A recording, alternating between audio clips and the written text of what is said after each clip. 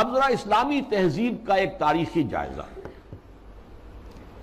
شرم و حیا، عفت و عصمت اور ستر و حجاب کے احکام پر مبنی اسلامی تہذیب، اس کا ایک تاریخی جائزہ. دیکھیے نبی اکرم صلی اللہ علیہ وسلم نے فرمایا تھا، وہ حدیث میں نے شروع میں آپ کو سنائی ہے، بدأ الاسلام غریبا وسیعود کما بدا. اسلام کا آغاز جب ہوا ہے تو وہ بہت اجنبی سا تھا، نامانوس، لوگ سمجھتے نہیں تھے یہ کیا نئی باتیں ہیں. پھر اس کے بعد اسلام کے غلبے کا دور آ گیا. جب غالب ہو جائے تو سبھی دوست بن جاتے ہیں، جو بھی طاقتور ہے اس کو تو سبھی دوست ہیں، لہذا بہت سب لوگ جو ہیں اس کا علم لے کر کھڑے ہو گئے. لیکن ان قریب اسلام غریب ہو جائے گا، پھر اجنبی ہو جائے گا. تو جو لوگ اسلام کی اجنبیت میں اس کا ساتھ دیں اور خود بھی اجنبی ہو جائیں، ان کے لیے مبارکباد ہے، تہنیت ہے کہ وہ زمانے کا ساتھ نہ دیں، اسلام کا ساتھ دیں. چاہے کہا جائے کہ یہ بڑے فنڈامنٹلسٹ ہیں، یہ بڑے کٹھ ملا ہیں، یہ بڑے دقیانوسی ہیں، یہ بڑے تنگ نظر ہیں، یہ بڑے رجت پسند ہیں، جو چاہے کہیں، لیکن جو اسلام کے ساتھ چمٹے رہیں گے ان کے لیے فطوبیٰ للغرباء. اب اس کا تاریخی تجزیہ کیا ہے؟ دیکھیے اسلام پر اجنبیت کا پہلا پردہ یا پہلا سایہ تو پڑ گیا خلافت راشدہ کے فوراً بعد. حکومت و ریاست کے میدان میں امرہم شورا بینہم کے بعد ختم ہوئی اور ملوکیت، شہنشاہیت کا آغاز ہو گیا. اب اس کی تفصیل میں اس وقت نہیں جاؤں گا.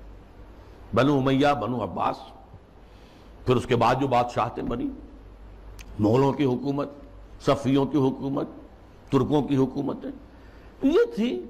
یہ وہاں پر وہ خلافت کی بنیادی بات یہ نہیں تھی کہ چنو اپنے میں سے بہترین کو اور پھر اس کا حوالے کرو. ان اللہ یامرکم ان تؤدوا الامانات الی اہلہا، جو اہل ہو ان کے ذمہ داریاں جو ہیں ان کے ذمہ لگاؤ. اس کو ختم کر دیا گیا. اب جس کی لاٹھی اس کی بھینس. بنی امیہ کی طاقت زیادہ ہے، عصبیت شدید ہے، لہذا وہ آئے، انہوں نے حکومت قائم کر لی. تو یہ پہلا دور تھا اجنبیت کا، پہلا پردہ پڑا اسلام پر. دوسرا پردہ کچھ عرصے کے بعد جب ملوکیت نے خوب پنجے گاڑ لیے، مضبوطی ہو گئی اور ملوکیت شہنشاہیت میں تبدیل ہو گئی، یہ دور بنو عباس ہے. اس میں معیشت کے میدان میں بھی آ گیا معاملہ. ایک طرف جاگیرداری جو ملوکیت کی بنیاد ہوتی ہے، ہر جگہ مشرق و مغرب میں شہنشاہیت اور بادشاہیت میں آپ کو جاگیرداری ملے گی. جاگیردار ہوتے 30,000 منصبدار، 20,000 منصبدار، ان پر حکومت قائم ہوتی اور ان کے لیے ضروری ہے مزارعت. آپ نے بہت بڑی جاگیر دے دی ہے، لیکن کیا وہ شخص خود کاشت کر لے گا؟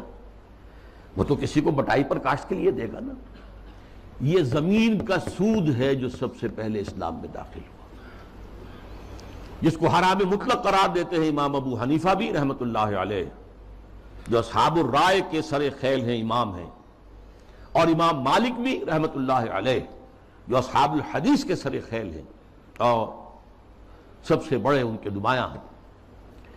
لیکن یہ شام، اور پھر بیع مؤجل، بیع مرابحہ کے عنوان سے نقد کے معاملے میں بھی جو ہے، کرنسی کے معاملے میں بھی وہ ایک سود کی ہلکی سی شکل داخل ہے. یہ دوسرا دجالیت کا دور پوری دنیا میں بھی آیا. بینکنگ، انٹرسٹ بیسڈ کیپٹلزم، اور کچھ اسلامی ممالک کے اندر بھی جیسا کہ میں نے عرض کیا کہ اس راستے سے چور دروازوں سے داخل ہوا. اب جو اس کا ہے مسئلہ وہ ہے معاشرت اور تہذیب پر. اس کی وجہ کیا ہے؟ اس تمام دور میں مسلمانوں کی تہذیب، ان کا طرز بود و باش، ان کی معاشرت اور ان کا آئلی نظام، ان کا خاندانی نظام، ان کے آئلی قوانین انٹیکٹ رہے. چاہے دور ملوکیت جو ہے بنو امیہ کا تھا، وہ دور ملوکیت بنو عباس کا تھا، اور چاہے اور دوسرے بادشاہوں کے دور تھے، اس میں جہاں ریاست اور سیاست کی سطح پر جو ہے وہ پردہ پڑ گیا، پھر معیشت کے معاملے میں بھی پردہ پڑ گیا، تہذیب وہی رہی، وہی تہذیب. وہی مشرق سے مغرب تک مسلمانوں کی معاشرت، آئلی قوانین سب وہی رہے، جو کہ تو رہے۔ مسلم کلچر وجود میں آیا ہے، چنانچہ مسلم آرکیٹیکچر وجود میں آیا۔ یہ مورش آرکیٹیکچر جو ہے دنیا میں مشہور ہوا، اسپین کے اندر خاص طور پر مکان بنانے کا ایک خاص انداز، زنان خانہ علیحدہ ہے، مردانہ علیحدہ ہے، پہلے مردانہ ہے، پھر اس کے بعد ڈیوری آئے گی اور زنانہ جو ہے وہ حصہ شروع ہوگا۔ باہر سے جو آئے گا وہ یہاں بیٹھے گا، مردانے میں قیام کرے گا، زنان خانے کے اندر جو ہے وہ تو صرف محرم جائیں گے اور کوئی نہیں جا سکتا۔ اس تہذیب کی بنیاد وہ جو اسلامی تہذیب تھی اس پر، اسی پر آرٹ مسلمانوں کا قائم ہوا۔ خطاطی دنیا میں بہت بڑا آرٹ بن گیا، بہت بڑا آرٹ، ہاتھ سے منہ قلم سے جو آرٹ پیدا کیا ہے وہ خطاطی کی شکل میں آیا، یا عام بظاہر فطرت کی نقاشی۔ تو یہ ہے جو میری بات ہے وہ سمجھ لیجئے کہ تہذیب میں فرق نہیں آیا، آئلی نظام میں فرق نہیں آیا، معاشرتی اقدار میں فرق نہیں آیا، چاہے سیاسی اور معاشی اعتبار سے دجالیت جو ہے مختلف ادوار سے گزر کر آ گئی۔ اب ظاہر بات ہے کہ دجالیت کا آخری حملہ جو ہے وہ اس تہذیب پر ہے۔ چادر اور چار دیواری کا جو حصار ہے، قلعہ ہے، اس کو توڑ دو، منہدم کر دو، مخلوط معاشرت قائم کرو، بے پردگی، عریانی، فحاشی اور مخلوط معاشرت جو ہے اس کو عام کرو، فروغ دو، پھیلاؤ۔ آزاد شہوت رانی اس کو فروغ دو، جس کے نتیجے میں شادی کا مقدس جو ایک بندھن ہے اس کی حیثیت ختم ہو جائے۔ جیسا کہ آپ کو معلوم ہے ویسٹ میں اب یہ شادی بیاہ جو ہے وہ تقریباً یعنی یوں سمجھیے کہ مفقود ہونے والی بات ہے۔ وی آر لیونگ ٹوگیدر، مرد اور عورت ساتھ ہم رہ رہے ہیں لیکن ہم شادی شدہ نہیں ہیں، وی آر ناٹ میریڈ، اولاد ہو رہی ہے۔ بش نے کئی دفعہ واعظ کہا ہے شادی کرو شادی کرو شادی کرو، کیوں کہہ رہا ہے؟ اس لیے کہ وہاں تو شادی کوئی کرتا ہی نہیں۔ آئلی قوانین ایسے غیر فطری ہیں کہ کوئی مرد اس کو گوارا نہیں کرتا کہ وہ شادی کے بندھن میں بندھے اور قانونی طور پر اتنی زد میں آ جائے ان قوانین کے۔ وی آر لیونگ ٹوگیدر، بات ہو گیا، علیحدہ ہو گیا، سیپریٹ ہو گئے، تو اس سے کوئی کسی کو قانونی ذمہ داری نہیں ہے مرد کے اوپر۔ خاندانی نظام کی بے کنی، یہ ہے جو آخری حملہ ہے دجال کا، اور یہ حملہ جیسا کہ میں آپ سے کہتا ہوں کہ دنیا میں کہہ چکا ہوں، دنیا کے بہت بڑے حصے میں تو پورے طور پر آ چکا ہے۔ ابھی عالم اسلام میں یہ اتنا فروغ نہیں پا سکا ہے، ابھی کچھ نہ کچھ خاندانی قدریں موجود ہیں، کچھ بزرگوں کا احترام ہے، شادی کا بندھن کی اس کی کوئی اہمیت ہے، اس کا ایک تقدس ہے، شرم و حیا کی کوئی قدر و قیمت ہے، عصمت و عفت کا کوئی تصور ہے، وہ بھی کوئی اعلیٰ قدر ہے، ستر اور حجاب کے کچھ نہ کچھ، بہرحال اگرچہ بہت بڑے پیمانے پر وہ فتنہ ہمارے ہاں بھی آ رہا ہے لیکن ابھی کچھ نہ کچھ بقایا ہے، اور یہ سب عالمی سطح پر ہو رہا ہے۔ مسلمانوں کی تہذیب کی یہ جڑ اور بنیاد کاٹنے کے لیے ذرا یاد کیجئے، قاہرہ کانفرنس ہوئی سب سے پہلے عالمی سطح پر، ویمن لب، عورتوں کی آزادی کے لیے، پھر بیجنگ کانفرنس ہوئی، پھر بیجنگ +5 کانفرنس ہوئی یونائٹڈ نیشنز آرگنائزیشن کی جنرل اسمبلی کے تحت، اور اس میں کیا سفارشات دی گئیں یہ پہلے بھی میں بیان کر چکا ہوں۔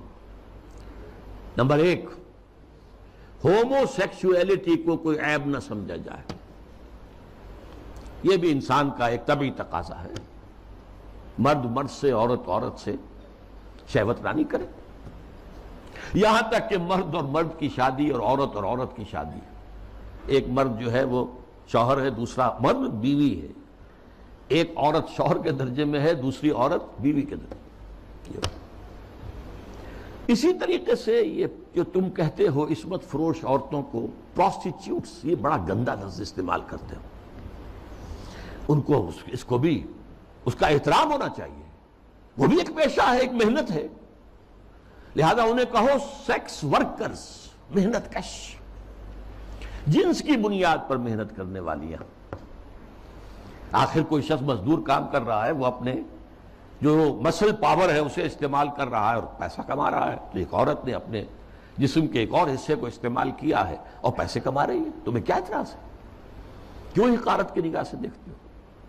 پھر مرد اور عورت ہر اعتبار سے برابر برابر برابر، شانہ بہ شانہ، وراثت میں برابر کا حصہ. یہ کیا ہے؟ عورت کا حصہ آدھا مرد سے. یہ کیا گواہی عورت کی آدھی مرد سے؟ کیا تو برابر برابر. اور عورت اگر شادی کر کے تمہارے گھر میں آباد ہو جاتی ہے تو اگر وہ گھر کا کام کاج کرے گی تو اجرت لے گی اس پر، اس کو حق حاصل ہے. اور اسی طریقے سے اگر وہ پریگننسی کی مصیبت جھیلتی ہے اور چائلڈ برتھ کی تکلیف اس پر بھی اجرت طلب کر سکتی ہے شوہر سے.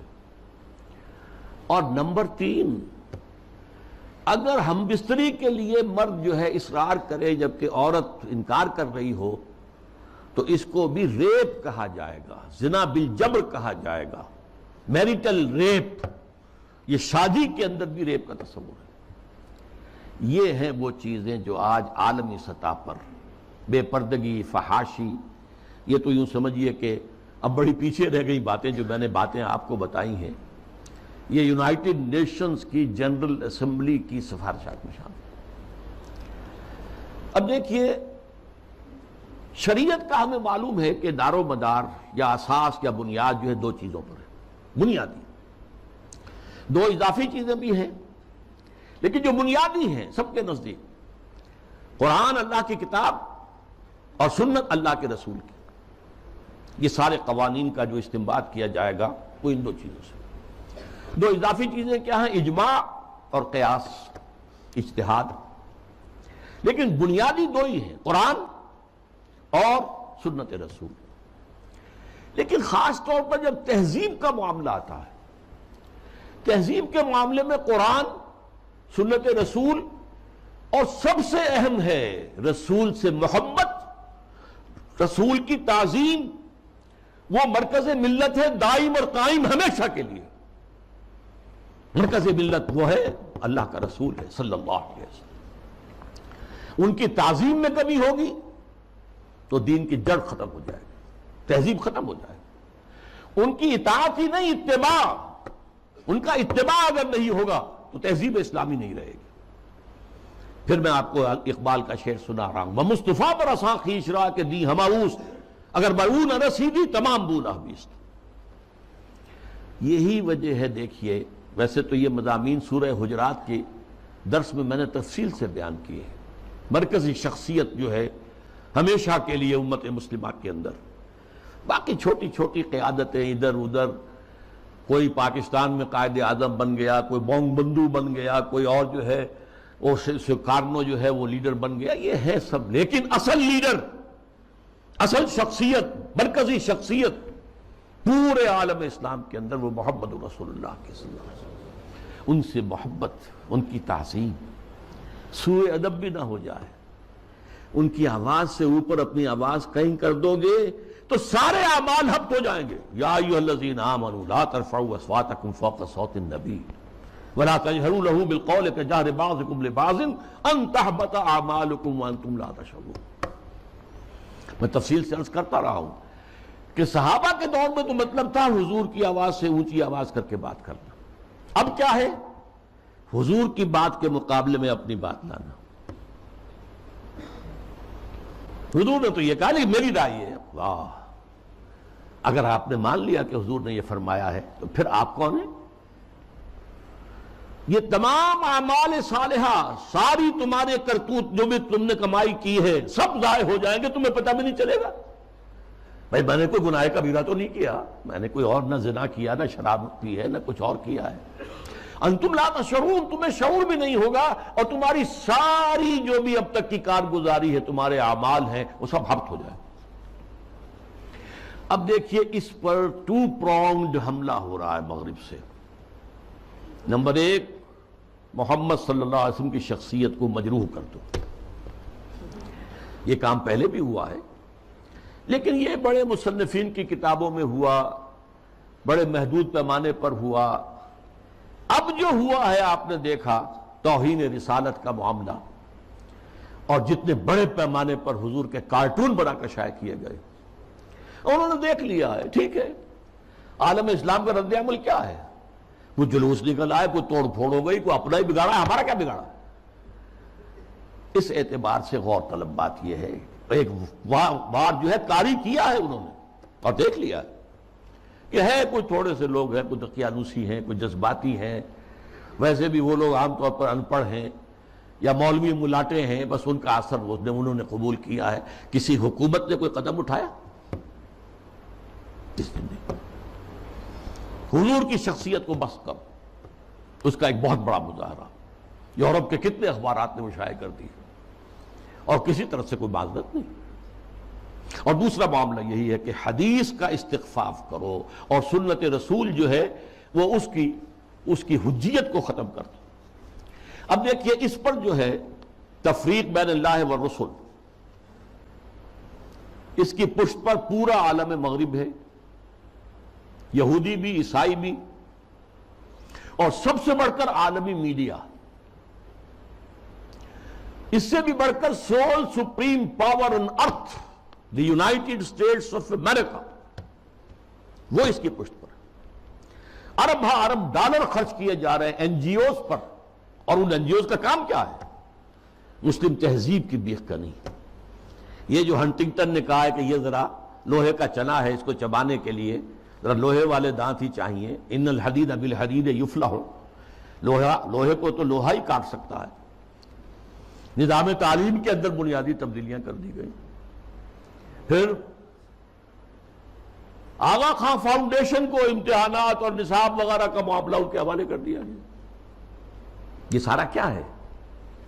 یہ امریکہ اور دوسری طرف عالم اسلام میں جو اس کے پٹھو بیٹھے ہوئے حکمران، پوڈلز، روشن خیالی کے نام سے اور اعتدال پسندی کے نام سے جو پرچار ہو رہا ہے، جو ایوان صدر سے پرچار ہوتا ہے، حکومت کی سطحوں پر، مختلف سطحوں پر پرچار ہو رہا ہے، اور سب سے زیادہ یہ کہ اب میڈیا کے اوپر جو پرچار ہو رہا ہے اور میڈیا کی جو پہنچ ہے اس کا آپ اندازہ کیجیے۔ اس کے ضمن میں خاص طور پر میں آپ سے ذکر کر دوں، جس طرح ہنٹنگٹن کا ذکر آیا ہے، ایسے ہی رینڈ کارپوریشن کی سفارشات چند مہینے پہلے وہ آئی۔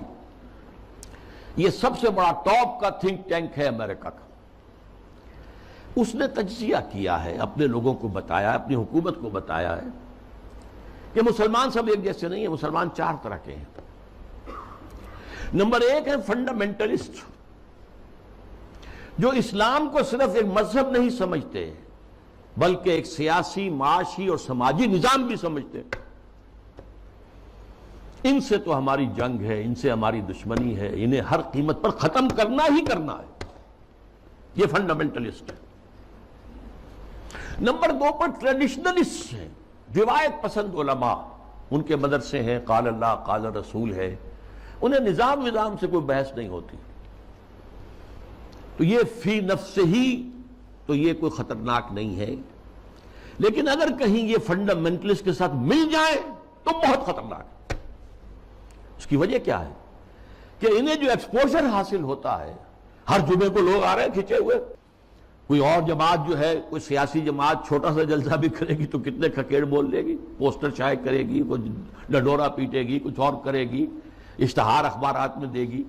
یہاں جو ہے کہ خود بخود ہو رہا ہے، کچے دھاگے سے بندے آئیں گے سرکار میں، اور اکثر مسلمان آتے ہیں تو نہا دھو کر اچھے کپڑے پہن کر آتے ہیں تاکہ ایک اچھے ماحول میں خوشبو لگا کر آؤ، تاکہ اچھا ماحول ہو، پسینے کی بدبوؤں سے طبیعتیں منغص نہ ہو جائیں۔ تو یہ ٹریڈیشنلسٹ جو ہے ان کا ایکسپوژر بہت بڑا ہے، اگر یہ فنڈامنٹل کے ساتھ مل جائے تو بہت خطرناک ہے۔ پھر انہوں نے اس پر مشورہ بھی دیا، ان کو ان کے باہمی مسلکانہ اور مذہبانہ جو اختلافات ہیں ان کے اندر لگائے رکھو، بھڑکاؤ ان کو تاکہ اور ادھر ادھر نہ دیکھ سکے۔ تیسرے نمبر پر اس نے کہا کہ ماڈرنسٹ ہے، ایسے دانشور ہیں کہ جو اسلام کی تعبیر ایسی کر رہے ہیں اسلامی تہذیب کی کہ جو ہماری تہذیب کے ساتھ کمپیٹیبل ہے، جڑ جاتی ہے، مل جاتی ہے، وہ ہماری تہذیب کے لیے کوئی چیلنج نہیں رہتی، وہ تعبیر۔ یہ جو ماڈرنسٹ دانشور ہیں ان کی ضرورت ہے کہ ان کو سپورٹ کیا جائے، ان کی مدد کی جائے، اور خاص طور پر الیکٹرانک میڈیا میں ان کو ایکسپوجر دیا جائے۔ یہ نوٹ کیجئے، یہ ساری چیزیں جو ہو رہی ہیں، ڈانڈے کہاں مل رہے ہیں، کہاں سے آ رہی ہیں ہدایات، کس کی طرف سے پالیسی لائنز جو ہے فکس کی گئی ہیں۔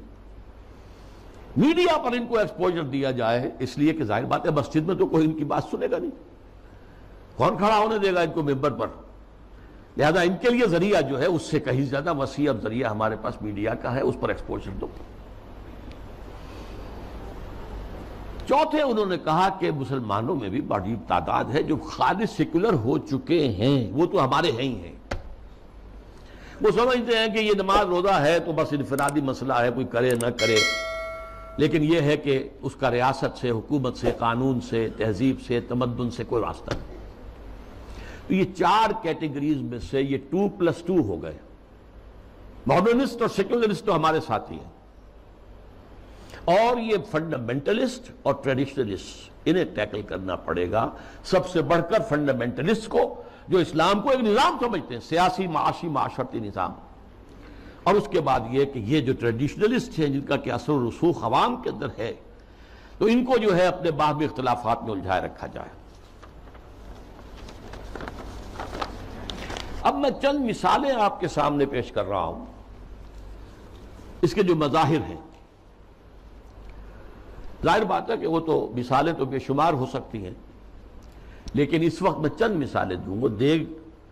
دیگ کا چند چاول بتا دیتے ہیں کہ دیگ کا کیا حال ہے۔ ہمارے ہاں کے ایک بڑے ابھرتے ہوئے دانشور ہیں، انہیں اب بڑا مقام حاصل ہو گیا ہے، میڈیا میں بھی، سرکاری معاملات میں بھی، کونسل آف اسلامک آئیڈیالوجی میں، اور اسی طرح کے ایک اور دانشور ہیں کہ جنہیں بٹھا دیا گیا ہے سپریم کورٹ کی شریعت اپیلیٹ بینچ میں، وغیرہ وغیرہ۔ بہرحال وہ جو دانشور ہیں جن کا میں نے پہلے ذکر کیا، ان کی ایک بات سامنے آئی، یہ پردہ وردہ اسلام میں نہیں ہے، یہ کوئی مستقل حکم نہیں ہے، یہ تو ایک خاص زمانے کا کلچر تھا، کلچر ہے صرف، اس سے زیادہ اس کی کوئی اہمیت نہیں۔ یہ بات صحیح ہے کہ یہ کلچر ہے، لیکن یہ مسلم کلچر ہے، صرف اس زمانے کے لیے نہیں تھا، یہ ہمیشہ کے لیے کلچر ہے۔ اس لیے کہ ظاہر بات ہے جب اسلام آیا ہے تو عرب میں کوئی کلچرل ویکیوم تو نہیں تھا، ان کا اپنا کلچر تھا، وہاں وہ عریانی نہیں تھی جو آج ہے، نہیں تھی، عورت کا لباس ہوتا تھا پورا، باہر نکلتے ہوئے عورتیں اس دور جاہلیت میں بھی چادر لیتی تھیں، صرف یہ کہ چہرہ کھلا رہتا تھا، چادر جسے جلباب کہا جاتا ہے، بڑی سی چادر جس میں وہ لپٹ کر نکلتی تھی باہر۔ تو اس طریقے سے ایک کلچر موجود تھا۔ پھر یہ بھی تھا بند سنور کر نکلنا اور لوگوں کی نگاہوں میں کھبنا، یہ بھی عام تھا، اس کے اوپر کوئی پابندی نہیں تھی، مخلوط معاشرت تھی، یہ تھی۔ اب اسی معاشرت کے اندر اسلام نے تبدیلیاں کی۔ پہلی بات فرمائی وَقَرْنَ فِي بُيُوتِكُنَّ، مسلمان عورتوں، خواتین، تمہاری اصل جگہ تمہارا گھر ہے، بند سنور کر باہر نکلنا اور اپنے نسوانی حسن کی نمائش کرنا یہ ہرگز تمہارے لیے جائز، بلا تبرجن تبرج الجاہلیت الاولی۔ اور دیکھو جب گھر سے نکلتی ہو، نکلنا پڑے ضرورت سے، بول تو تمہاری اصل جگہ تمہارا گھر ہے، نکلنا ہے تو بھی جلباب جو ہے، جلباب، اس کا ایک پلو اپنے چہرے کے آگے بھی لٹکا لیا کرو، نقاب کی شکل کے اندر، کہ چہرہ چھپ جائے۔ تمہارا جو نسوانی حسن ہے، جس کا سب سے بڑا انڈیکس جو ہے چہرہ ہوتا ہے، وہ عام لوگوں کی نگاہوں میں نہ آئے۔ یہ سارے احکام کائے کے لیے دیے گئے۔ اس معاشرے میں ایک تبدیلی کی گئی۔ دوپٹہ وہاں بھی تھا، بِخُمُرِهِنَّ جو سورہ نور میں آیا لفظ، خمار اوڑھنی کو کہتے ہیں، اوڑھنی ہوتی تھی، اور عام عورت کام کرتے ہوئے اس کو اپنی کمر کے گرد کس لیتی تھی، کمر کس کے، لہذا کام کرتی تھی گھر کا، یا پھر یہ کہ گلے میں ڈال لیا۔ سر کو ڈھانپنا اور خاص طور پر جو اپنے سینہ ہے، سینے کو اس کے کور کرنا، یہ نہیں تھا، اس میں کہہ دیا تم اپنا جو ہے سر بھی ڈھانکو، اور وَضْرِبْنَ بِخُمُرِهِنَّ عَلَى جُيُوبِهِنَّ، اپنے گریبانوں کے اوپر اپنی اوڑھنیوں کے بکل مارو، تاکہ جو عورت کا نسوانی حسن ہے اس میں ایک بہت بڑا حصہ یہ بھی ہے، اس کو مزید چھپا۔ کرتا تو پہلے سے تھا، لیکن یہ وَضْرِبْنَ بِخُمُرِهِنَّ عَلَى جُيُوبِهِنَّ، یہ جو تمہارے خمار ہیں، جو تمہاری یہ اوڑھنیاں ہیں، ان کے ذرا بکل بھی مار لیا کرو اپنے اوپر۔ اس نے وہ تہذیب پیدا کی ہے جس کا میں تذکرہ کر چکا ہوں کہ اس نے ہماری ایک طرز تعمیر بھی تبدیل کر دی، مردانہ اور زنانہ معاملہ اور گھر بنانا۔ مورش آرکیٹیکچر خاص طور پہ دنیا کے اندر مشہور ہے، ٹاپ کے آرکیٹیکچرز میں سے، اور پھر یہ سارا جو نظام بنا ہے اور یہ چلا آیا انگریزوں کے دور میں بھی نہیں ختم ہوا یہ، اور فرانسیسی کہیں گئے، کہیں اور گئے، کوئی اور پورچوگیز گئے، ڈچ گئے وغیرہ وغیرہ، اطالوی گئے، لیکن یہ تہذیب کا جو یہ سٹرکچر تھا یہ قائم رہا، انٹیکٹ رہا۔ اب اس کے خلاف جو مہم ہو رہی ہے وہ میں آپ کو بتا چکا ہوں کہ عالمی سطح پر ہے۔ جیسے یہ پردے کے معاملے میں، یہ پردہ جو کہ میں نے ایک بڑی مفصل تقریر کی تھی، پردے 4 ہیں، ایک نہیں 4۔ پہلا پردہ جو ایک پورے کرٹن کی طرح گویا کہ ہمارے پورے معاشرے کے اندر تنا ہوا ہے، وہ سیگریگیشن آف سیکسز، عورتوں اور مردوں کو علیحدہ کرو، مخلوط معاشرت نہ ہو۔ دعوت ولیمہ ہو رہی ہے تو ایک طرف عورتیں ہیں، دوسری طرف مرد ہیں، مخلوط نہیں۔ لیکن اب مخلوط بھی ہوتی، وہ تو جدید تہذیب جو ہے جیسے جیسے پھیل رہی ہے، اور کمال یہ کرتے ہیں کہ دولہا اور دلہن کو سجی سجائی دلہن کو لا کر جو ہے وہ وہاں پر اسٹیج پر بٹھا دیتے ہیں۔ بڑھ رہا ہے کینسر جو ہے وہ آگے سے آگے بڑھ رہا ہے۔ پہلا پردہ سیگریگیشن، ٹھیک ہے، کوئی کام کرنے کی پابندیاں نہیں ہے، تعلیم حاصل کرنے پر پابندی نہیں ہے، لیکن یہ کہ سیگریگیشن کے ساتھ ہوگا جو بھی معاملہ ہوگا۔ میں تفصیل سے کر چکا ہوں، وہ میری تقریر کے ویڈیو بھی ہیں، آڈیو بھی ہیں وغیرہ وغیرہ، اور شاید وہ کہیں مضمون کی شکل میں میثاق میں چھپ بھی چکی ہو۔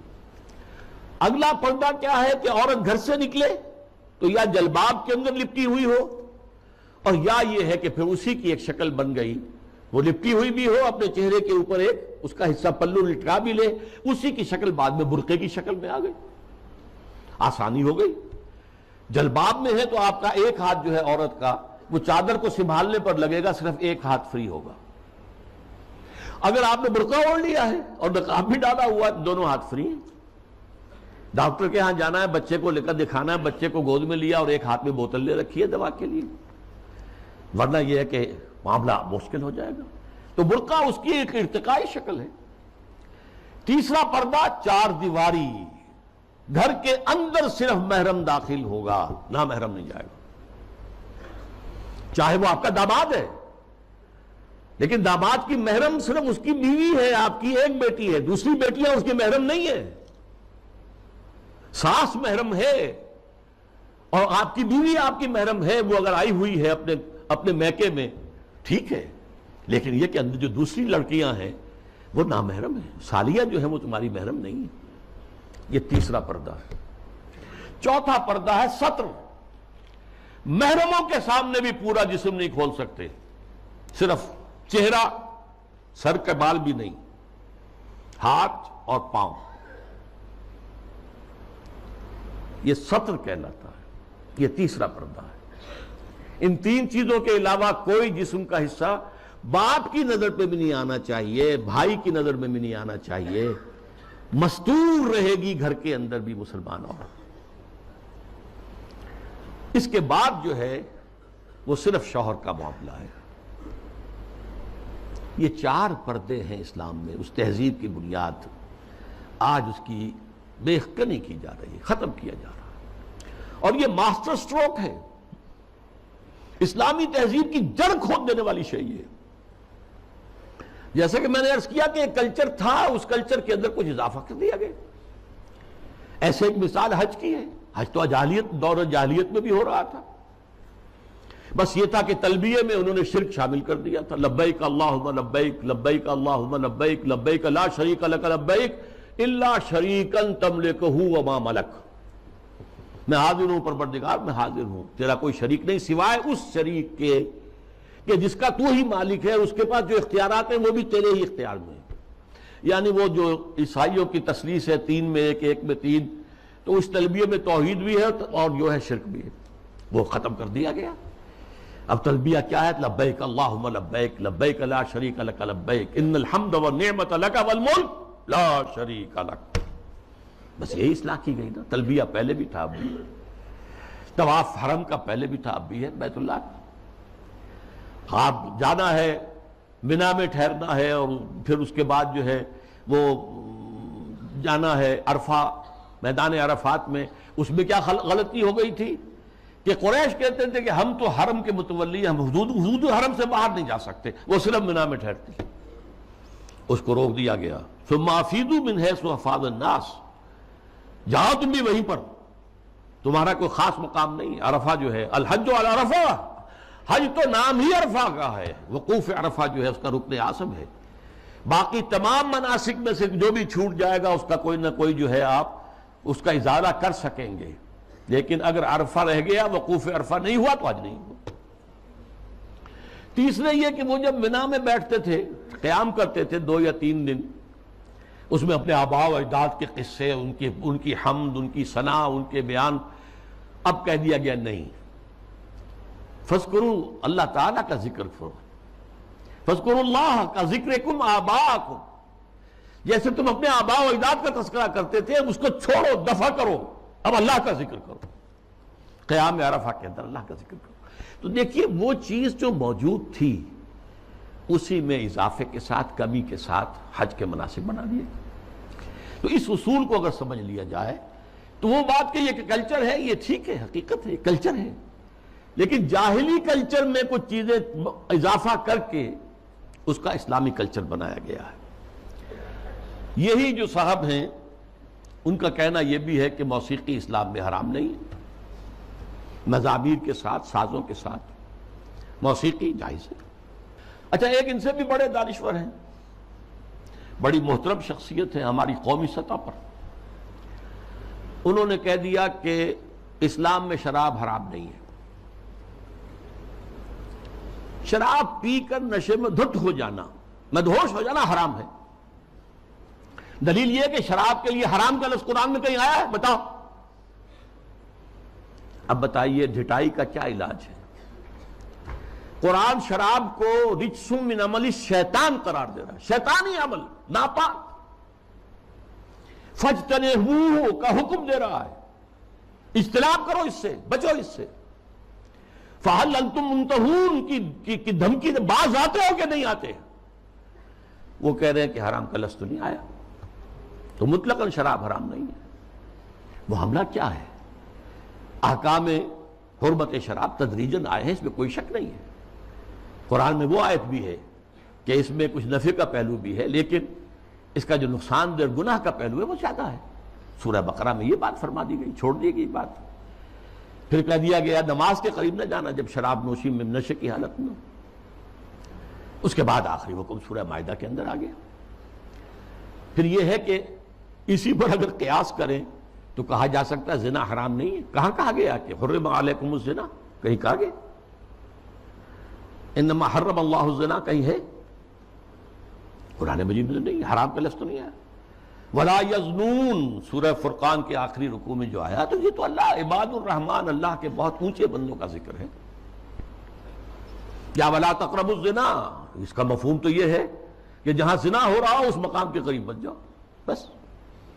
مطلقاً زنا کے لیے تو نہیں.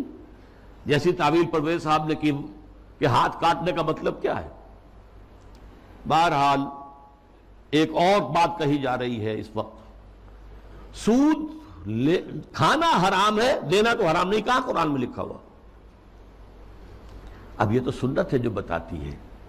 سنت نے فرمایا کہ شراب حرام ہے. نہ صرف شراب حرام ہے، کل مسکرن، جس سے بھی نشہ ہو جائے وہ حرام ہے. چنانچہ سلفی علماء جو ہے خاص طور پہ سعودی عرب کے، وہ تو سگریٹ نوشی کو بھی حرام کہتے ہیں. تمباکو نوشی حرام، تدخین حرام، اس لیے کہ اس سے بھی ایک نشہ سا ہوتا. باقی یہ کہ یہ اصول ہمارے سامنے آیا، ہماری تہذیب کی بنیاد بنا. ما اسکرا کثیرہ فقلیلہ حرام، جس چیز کی زیادہ مقدار جو ہے وہ مدہوشی پیدا کر دے، نشہ پیدا کر دے، اس کی تھوڑی مقدار بھی حرام ہے. یہ نہیں کہ تھوڑی سی شراب پی لی جائے تو اس سے تو چستی آ جاتی ہے، اس سے تو ہاں ٹھیک ہے. قرآن نے بھی کہا کہ اس میں کچھ ہے منافع ہیں، لیکن یہ کہ اس میں گناہ کا پہلو زیادہ ہے، اب اس کو حرام مطلق کر دیا گیا۔ بہرحال یہ ہیں وہ مثالیں جو میں نے دی ہیں تہذیبی سطح پر۔ باقی جو اور کام ہو رہے ہیں جو اسلام کی بہکنی کے لیے، لیکن تہذیب، مسلمانوں کی تہذیب جو تاحال کچھ انٹیکٹ چلی آ رہی تھی اور ابھی کچھ اثرات اس کے باقی ہیں، جس سے کہ کلیش آف سویلائزیشن جو ہے اس کے اندر قرار دیا گیا مسلمان تہذیب جو ہے وہ ہمارے لیے ایک چیلنج ہے، جس کے لیے کہ اب ایک بڑا میڈیا اور اربوں ڈالر خرچ کیے جا رہے ہیں۔ اسی میں ایک ہائر لیول پر ایک بات اور بھی ہے، اور یہ بہت سویپنگ ہے۔ قرآن کو بھی اب نہیں چھوڑا گیا، اس پر بھی حملہ ہے۔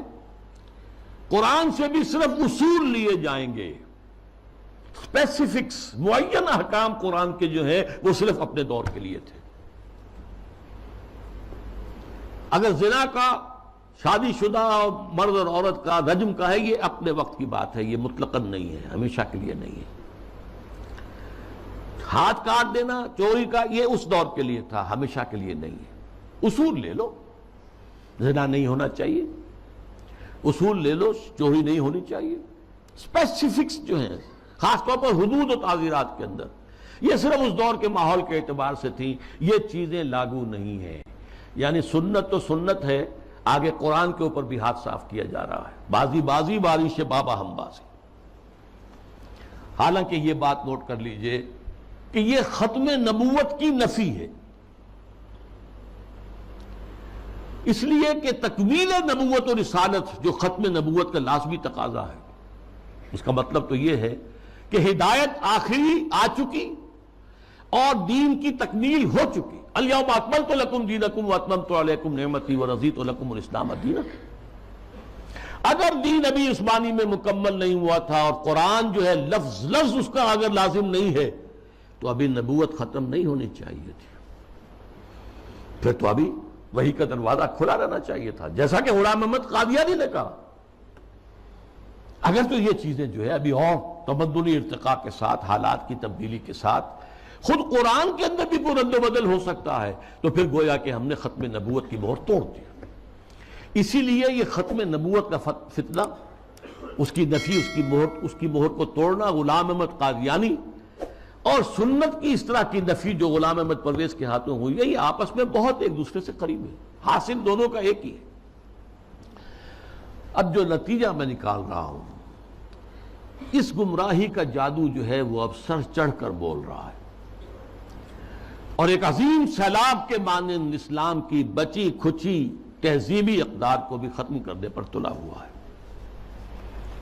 آخر میں عرض کروں گا کہ اس کا علاج کیا ہے۔ واقعہ یہ ہے کہ علاج آسان نہیں ہے،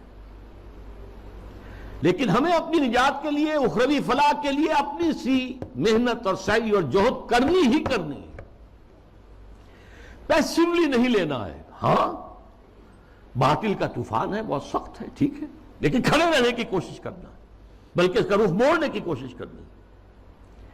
اصل تو اس کا رخ مڑے گا اگر کسی وقت اللہ کرے کہ یہ پاکستان کے نصیب میں ہو کہ کسی ملک میں اگر اسلامی نظام مکمل قائم کر کے دکھا دیا جائے دنیا کو، اس کی برکات لوگوں کو بچشم سر نظر آ جائے، تب اس دجالیت کا توڑ ممکن ہوگا، اس سیلاب کا رخ موڑا جا سکتا ہے۔ لیکن اس اصول کو عام کرنا، خود اپنے ذہن کے اندر بٹھا لینا کہ کتاب اللہ اور سنت رسول اللہ لازم و ملزوم ہے، ان کے درمیان متن اور شرح کا تعلق ہے، رشتہ جو ہے متن اور شرح، ایک متن ہے ایک اس کی شرح ہے، اور اس کی حتی الامکان ہر مسلمان تبلیغ کرے، اسے پھیلائے اپنے رشتہ داروں میں، اپنے قریبی لوگوں میں، اپنے عزیزوں میں، جہاں کام کرتا ہے وہاں کے جو اپنے کولیگز ہیں ان میں۔ اور دوسری اور اہم تر بات کیا ہے، ہم خود قائم رہے پورے کے پورے اسلامی اقدار پر، ہم اپنے گھروں میں اسلامی پردہ نافذ کریں، ستر و حجاب کے احکام نافذ کریں، یہ تو ہم کر سکتے ہیں۔ ابھی ہمارے ملک میں مصطفیٰ کمال پیدا نہیں ہوا، ٹھیک ہے، ایک شخص نے اس کو، مشرف صاحب نے آئیڈیل قرار دیا، لیکن ابھی کسی نے پردہ جو ہے اس کو لازماً منسوخ نہیں کیا جیسا کہ ترکی میں ہو گیا تھا، لیکن یہ کہ اگر ہم نے کیا ہے تو خود کیا ہے، مغربی تہذیب کو خود اپنے سینے سے لگایا ہے۔ شرعی پردہ نافذ کرو اور اسلامی تہذیب کے ساتھ چمٹ جاؤ، تمسک کرو، چاہے تم اجنبی ہو جاؤ، چاہے تمہیں دقیانوسی کہا جائے، چاہے تم پر پھبتیاں کسی جائیں کہ اگلے وقتوں کے ہے یہ لوگ انہیں کچھ نہ کہو، یہ فنڈامنٹلسٹ ہیں، یہ تاریخ خیال لوگ ہیں، یہ رجعت پسند قسم کے لوگ ہیں، یہ قدامت پرست لوگ ہیں، یہ کٹھ ملا ہیں، جو چاہے کہہ دے دنیا، لیکن برداشت کرو، کھڑے ہو جاؤ۔ وہی حدیث، اسی پر میں اپنی بات ختم کروں گا جو میں نے سنائی تھی، بدا الاسلام غریباً وسیعود کما بدا۔ آج اسلام کے غربت کا سب سے بڑا دور آ چکا ہے۔ پہلے ریاستی اور سیاسی سطح کے اوپر آیا تھا، پھر معاشی سطح کے اوپر آیا، پھر اب جو ہے تہذیبی سطح پر، سماجی سطح پر، آئلی قوانین پر، ستر و حجاب کے احکام پر، عصمت و عفت کی اقدار پر، شرم و حیا کی اقدار پر یہ جو حملہ ہے، یہ غرب بدا الاسلام غریباً وسیعود کما بدا، یہ اپنی انتہا کو پہنچ گیا۔ فطوبی للغرباء، تو ان لوگوں کے لیے تہنیت ہے، مبارکباد ہے جو اسلام کی اس غربت اور اجنبیت کے دور میں خود غریب بن جائیں، اجنبی بن جائیں، تانے سنیں لیکن کھڑے رہیں، اسلام کو اور اسلامی اقدار کو سینے سے لگائے رکھیں، چمٹے رہیں۔ وہ لوگ ہیں جن کے لیے مبارکباد ہے، تہنیت ہے، بشارتیں ہیں۔ اللہ تعالیٰ مجھے اور آپ کو اس معیار پر پورا اترنے کی توفیق عطا فرمائے۔